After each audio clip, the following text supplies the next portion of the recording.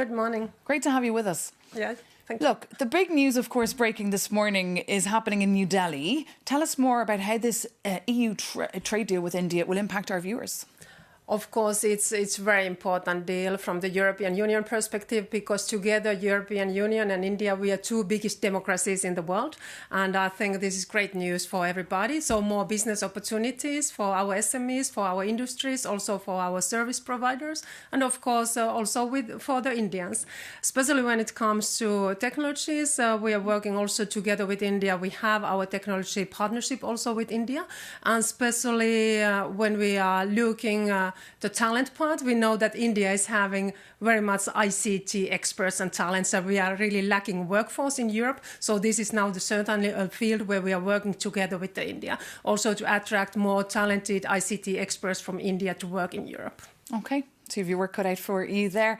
And now just talk to us about the investigation that you've launched this week against Elon Musk's controversial AI chatbot, Grok.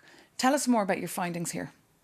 We opened also formal investigation yesterday on this topic, especially now to investigate that how X has been assessing and mitigating the risks. So it's obligation under DSA that always the service providers, they have to assess and mitigate the systematic risks what they are posing. And now we see that Grok is now included more and more to X services. So to really look at how the risks are taken care there.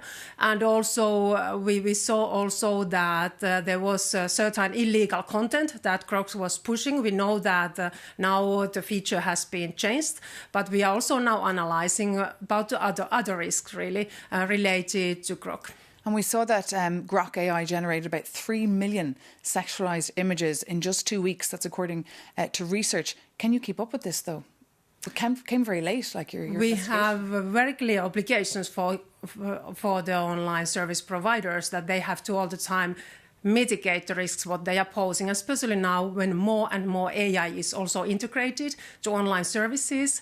More and more AI is also running the recommender system of the online services. So this is certain obligation now for the online platforms to really look that they are having practices in place and illegal content, for example, it's not spread online. And has X responded? Because we all know how Elon Musk feels about the European Union. Yes, they have been in dialogue with the Commission services. We already sent it earlier for them request for information about this topic, that how they have been assessing the risks. And also we made before Christmas already the decisions that they have to now retain all the documents related to Grok and X. And now we opened also the formal proceedings. So they have been in dialogue with our services all these months. Okay. And how are you making sure that we can get it right here in the EU, that we can make sure that we have smart regulation when it comes to AI, but that we can also thrive?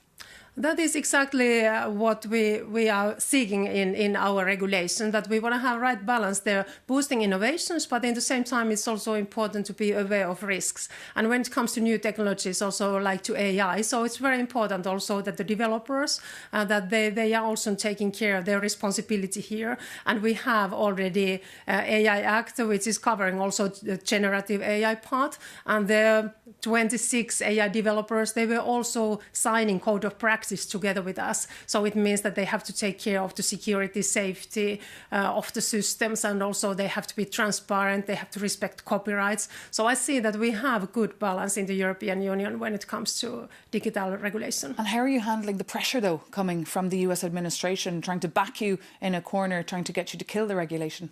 We know that these digital rules are very important for the Europeans because we want to make sure that our citizens can trust the technologies. We want to be sure that our digital environment is fair, transparent, democratic and safe. But you're seen as a rule maker. You were just in Davos last week, everyone looking at you as the regulator, not the innovator. But there was good news on the 28th regime, right, to make it easier for startups here in the EU. In the same time, when we have certain digital rules, we want to make Europe faster and easier for the businesses, and we are doing that. So we are simplifying the processes and rules. We are creating better single market. We are boosting the capital markets to have also access to finance for the startups. So we are working on that, and we see that Europe is having everything what is needed to be competitive. OK. Henna Virkkunen, Vice President of the European Commission, thank you so much for coming into us here at Europe Today and being our guest.